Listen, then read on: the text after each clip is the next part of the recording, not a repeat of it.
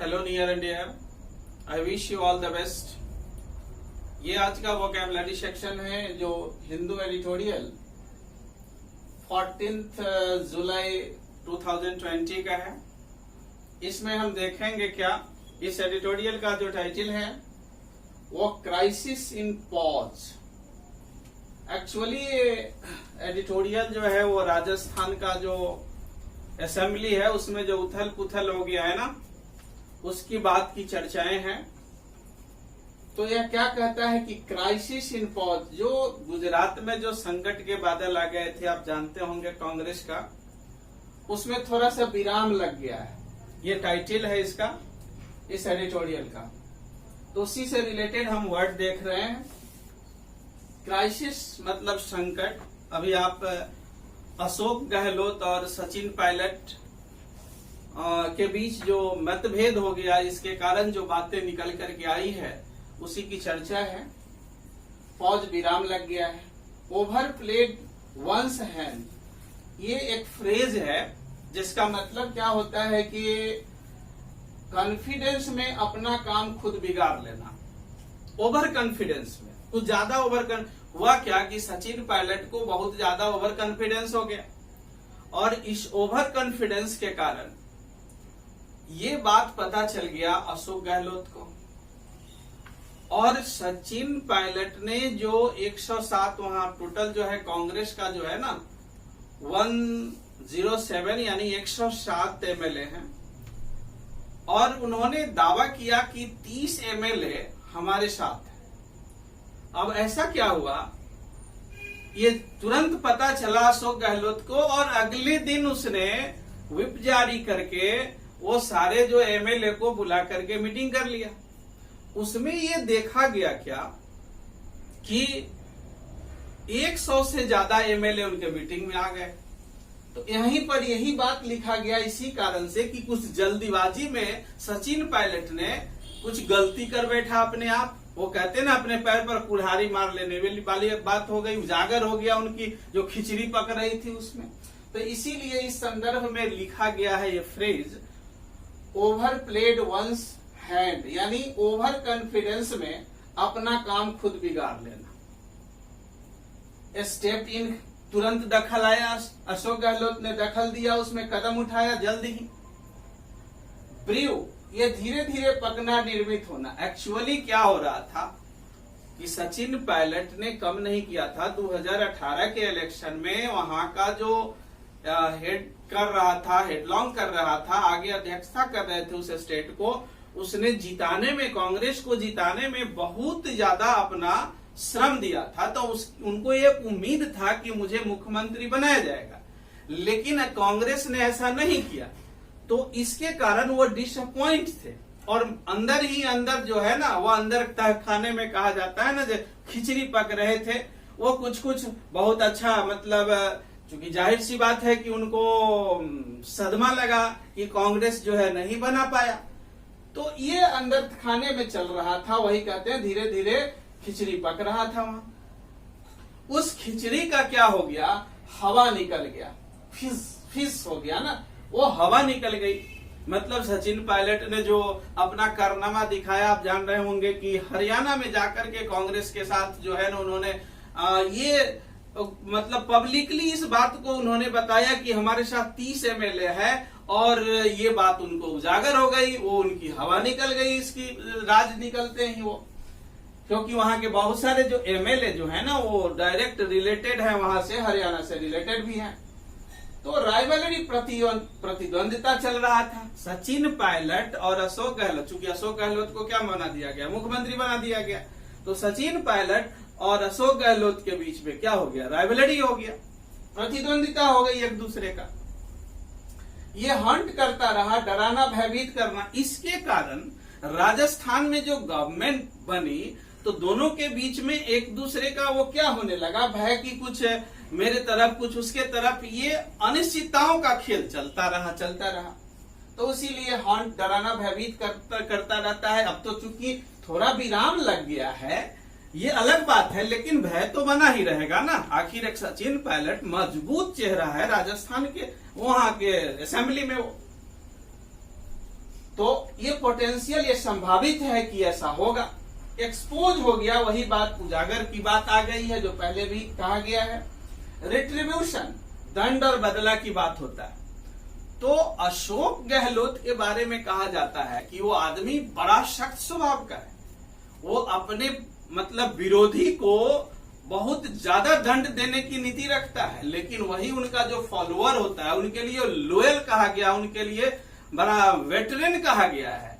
तो यहाँ पर अशोक गहलोत ने मन ही मन ठान लिया होगा कि हम इनको तो दंड देंगे ही, हम बदला लेंगे ही, रिट्रीब्यूशन की बात आ गई। तो वही रिथलेस मतलब बड़ा कठोर कदम उठाने की बात है अशोक गहलोत का, कुछ न कुछ अपने तरफ से उठाएंगे। और यही रहा कठोर कदम। क्या हुआ कि अगले दिन मीटिंग कर दिए थे और तुरंत उनके जो 30 एमएलए का दावा कर रहे थे, 100 से अधिक एमएलए क्या हो गया, उस मीटिंग में पहुंच गए। और राजस्थान में टोटल है ही कितना सीट, तो 200 टोटल है ही, और उस 200 में 107 कांग्रेस का है और 100 प्लस यदि हो जाता है तो 2/3 मेजोरिटी उनको मिल जाती है। तो तत्काल अभी अशोक गहलोत को किसी भी तरह के उनके सरकार पर कोई संकट नहीं मंडरा रहा है, लेकिन सचिन पायलट को भी कम नहीं आंका जा सकता है, नजरअंदाज नहीं किया जा सकता है। एडवर्सरी, तो वही कहा जाता है कि अपने विरोधी को बड़ा दंड देते हैं। टर्न इन, बदल जाना, वही जो कह रहे थे कि हमारे साथ 30 एमएलए है, लेकिन अगले दिन वो 30 एमएलए इनके साथ नहीं आया, 100 प्लस कम से कम चले गए अशोक गहलोत के साथ, इसलिए लिखा गया टर्न इन, बदल जाना। लेजिस्लेचर, लेजिस्लेचर मतलब कानून बनाने वाली, कानून बनाने वाली मतलब वही MLA, member of legislative assembly की बात है। हाफ मार्क मतलब आधा निशाना, यानी कहता है ना कि 2/3 मेजोरिटी को पार कर जाना, तो अशोक गहलोत ने साबित कर दिया कि अभी हम फुल मेजोरिटी में हैं। फेस्टरिंग ओंड, ऐसा जख्म जिसमें मवाद भर जाए। अब क्या हुआ कि सचिन पायलट ने बड़ी मेहनत किया था, लेकिन जब उनको ऐसा नहीं माना बनाया गया तो उनके अंदर एक जख्म हुआ, और जख्म पर उनको क्या होने लगा कि वो एक मवाद भर गया सचिन पायलट को, और वो वही फूट करके निकला है। उस पर अशोक गहलोत ने क्या कर दिया, रब साल नमक छिड़कने का काम करता रहा, नमक छिड़कने वाली बात करते रहे, तो नमक छिड़क दिए वो लेकर के। हॉब नॉबिंग, किसी के साथ मित्रता बढ़ाना, मतलब ऐसा पाया गया कि जब वो हरियाणा में जाकर के स्टेटमेंट जारी किए वो बीजेपी के साथ, तो उनको लगा कि इनकी मित्रता जो है बीजेपी की ओर बढ़ रही है, कि हो न हो इससे पहले जो मध्य प्रदेश में हुआ था वही हालात हमारे यहां भी न बन जाए कि टॉपल हो जाए, इनकी गवर्नमेंट भी क्या हो जाए, गिर जाए। मार्शलिंग, एकत्रित कर लिए पूरे अशोक गहलोत ने अपने सारे क्या कहते हैं वो एमएलए को। रिजेंटमेंट मतलब नाराजगी, यहां पर अब कांग्रेस की बात की गई है कि जो नाराज है तो कांग्रेस आला कमान की ये मतलब जरूरी है कि तुरंत उसमें हस्तक्षेप कर करके ये पता करना चाहिए कि आखिर इनके विधायक, इनके एमएलए क्यों नाराज हैं। तो फ्लिप मतलब प्रोत्साहन की बात हो जाती है, और जब आला कमान जब स्टेप नहीं लेंगे तो जाहिर सी बात है कि वहां पर क्या हो जाएगा कि जो होना चाहिए उसको प्रोत्साहन मिल जाएगा। एक दूसरे का जो चल रहा है मन ही मन जो चल रहा है कि स्थिति ठीक नहीं है, तो वो उसमें उनको प्रोत्साहन मिलेगा जब आला कमान यदि नहीं लेते हैं इस चीज को, क्विक एक्शन नहीं लेते हैं। तो इसी के साथ कुछ और शब्द है कि स्पेकुलेशन की बात है। स्पेकुलेशन कहते हैं, स्पेकुलेशन का मतलब अनुमान, अनुमान होता है। स्पेकुलेशन का मतलब अनुमान। तो नहीं रहा ठीक से, नेक्स्ट है। तो ये चल रहा है कि कहीं वो हालात ना हो जाए, सरकार गिरने वाली बात, तो वही टॉपल का मतलब क्या हो जाता है, गिराने वाली बात हो जाएगी कि सरकार कहीं गिर न जाए। उसके बाद क्या होता है कि जो डिसऑनरिंग है, ऑनर और डिसऑनर की बात हो रही है। DISHONOURING,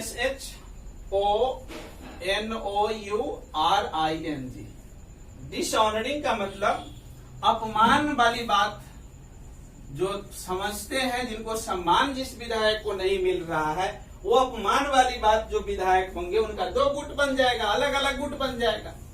उसके बाद फिर क्या होगा, तो वही मैंडेट का मतलब क्या होता है, जनादेश।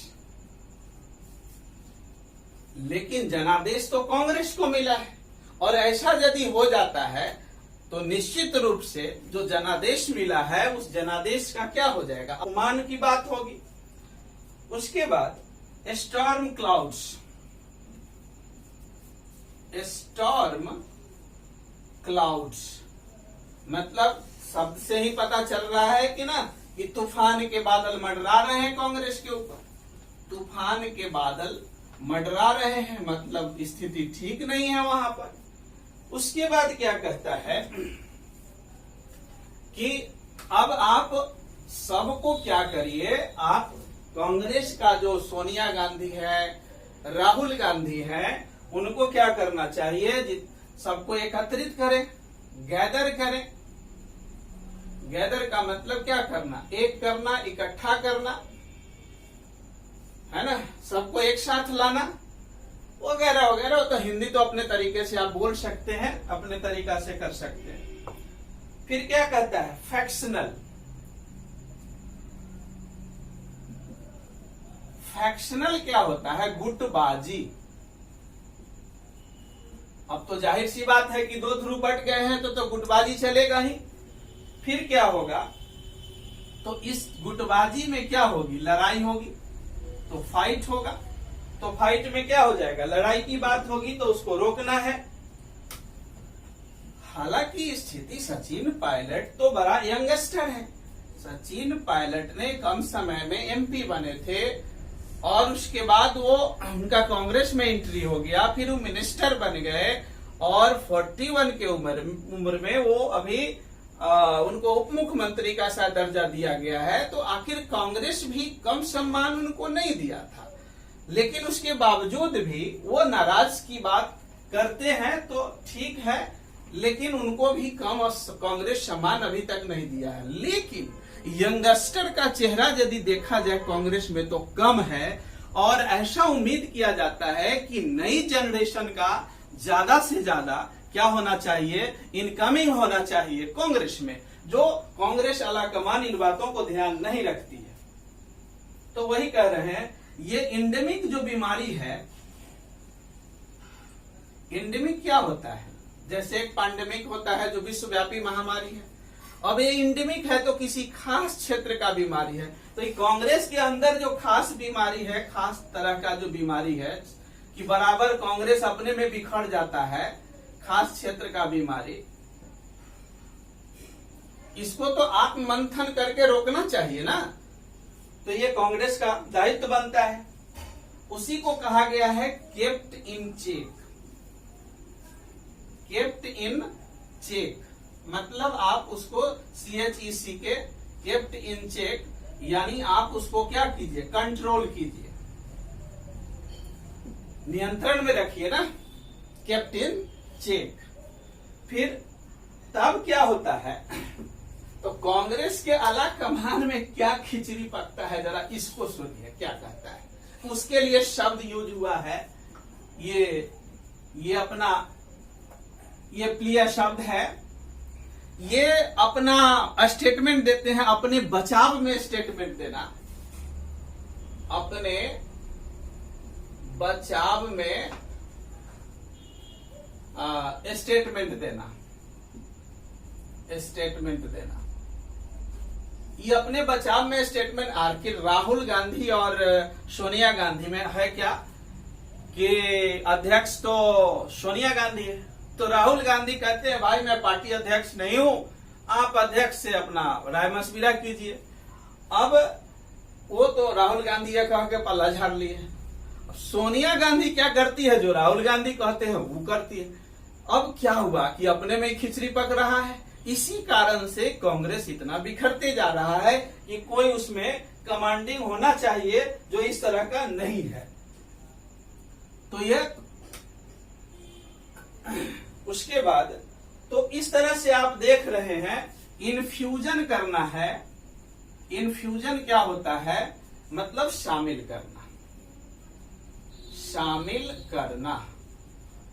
तो इस तरह के ये हिंदू एडिटोरियल 14 जुलाई 2020 के ये थे, जिसमें हम लोग देख रहे थे कि क्राइसिस इन पॉज, जो संकट आए थे राजस्थान में, उसमें थोड़ी देर के लिए विराम लग गई है, लेकिन अब कितना देर विराम रहेगा यह कहा नहीं जा सकता है। इसी के साथ फिर मैं मिलूंगा अगले एडिटोरियल के साथ, और यदि अच्छा लगे तो मेरे YouTube चैनल को सब्सक्राइब करें ताकि मैं वोकैब सेक्शन कंटिन्यू देता रहूं। थैंक्स। तो अभी एडिटोरियल नंबर 2 को हम लोग देख रहे हैं। ये भी 14/7/2020 का ही है, जिसका टाइटल है गेन्स फ्रॉम रेंस। पता ही है कि गेन्स लाभ होता है, रेंस वर्षा है। तो जो वर्षा से लाभ मिलता है उसकी चर्चा है इस एडिटोरियल में। अक्सर आप ये बात जानते हैं कि मॉनसून हमारे यहाँ थोड़ी सी अनियमितता के साथ आता है। जो एक्सपेक्टेशन होता है उस एक्सपेक्टेशन को कभी पूरा नहीं कर पाता है, और हमारा मेट्रोलॉजिकल डिपार्टमेंट है वो भी आज तक ये स्पष्ट नहीं कर पा रहा है कि मानसून का नियत स्थिति क्या होगा और कितनी बारिश होगी और कितना नहीं होगा, जबकि इतना हाईटेक टेक्नोलॉजी होने के बावजूद भी ये स्थिति बनी हुई है। खैर जो भी हो, इस बार का जो मानसून है वो बहुत ही आनंदित और सुखद अनुभव देने वाला है।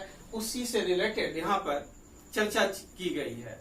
तो मानसून जब बढ़िया होते हैं तो आप जानते हैं कि ये चीफ एग्रीकल्चरल कंट्री है, कृषि प्रधान देश है, तो निश्चित तौर पर हमारे जो किसान होंगे वो बहुत खुश होंगे। उनके लिए एक अच्छा सा मौका होगा।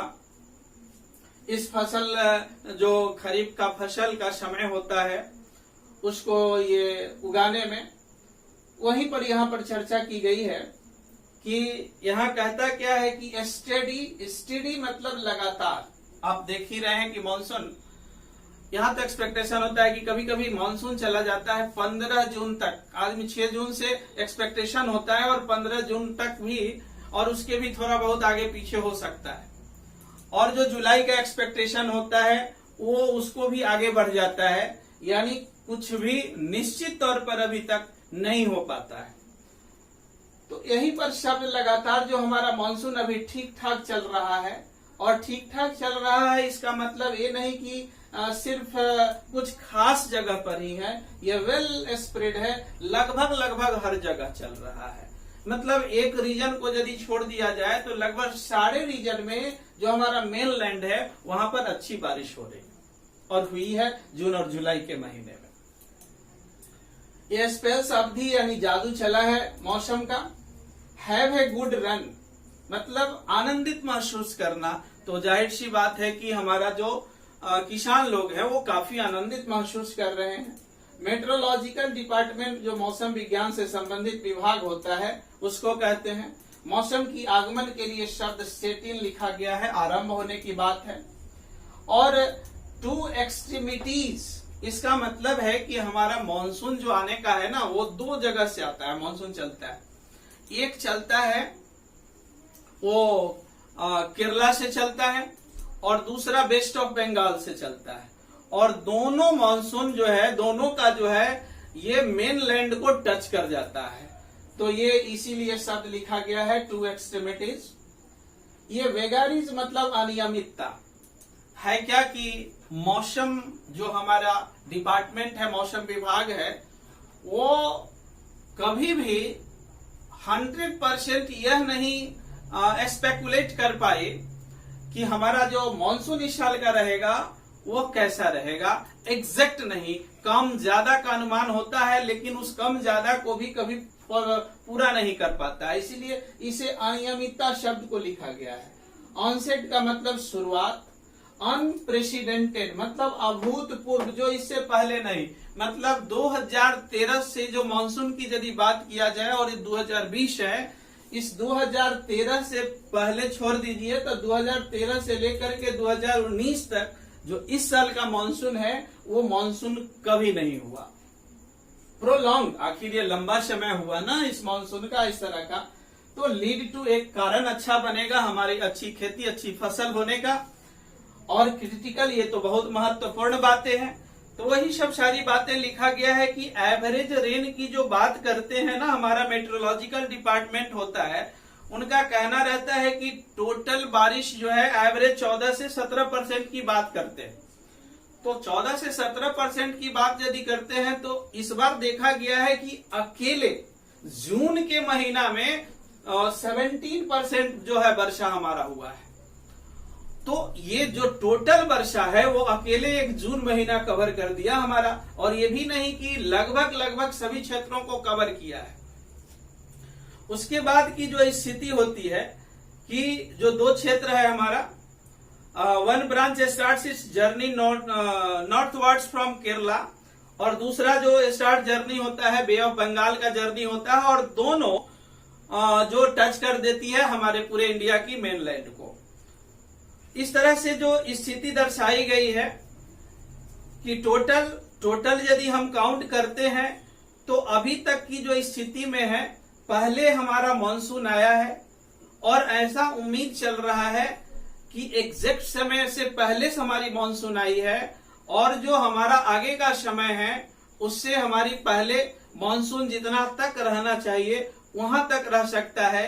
इस ओवरऑल यहाँ एडिटोरियल का मेन स्ट्रीम है। अब आप जाकर के इसको यदि पढ़ेंगे तो लगेगा कि पूरी बात समझ में आ जाएगी, जो इसका समेशन क्या था, कहना क्या चाह रहा था editorial. Thanks all of you.